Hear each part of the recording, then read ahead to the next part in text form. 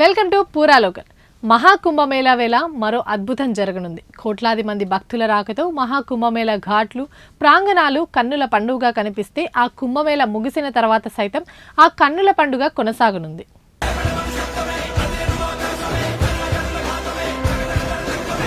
అయితే ఈసారి నేలపై కాకుండా వినీలాకాశంలో ఓ అద్భుత దృశ్యం కళ్లకు కనువిందు చేయనుంది. అదే సౌరమండలంలోని 7 గ్రహాల సాక్షాత్కారం. యురేనియస్, నెప్ట్యూన్ మినహా మిగతా అన్ని సౌర కుటుంబ గ్రహాలను నేరుగా మనం కంటితోనే చూడొచ్చు.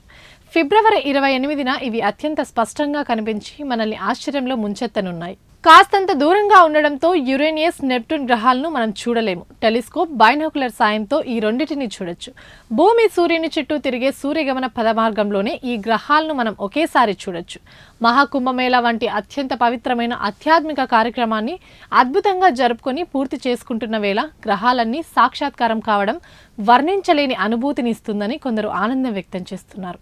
హిందూ ఆచార సాంప్రదాయాల్లో గ్రహకూటమిని విశేషమైనదిగా చెప్పుకుంటాం. భారత్లో రాత్రి వేళ బుధుడు, శుక్రుడు, అంగారకుడు, గురుడు, శని గ్రహాలను నేరుగా చూడొచ్చు.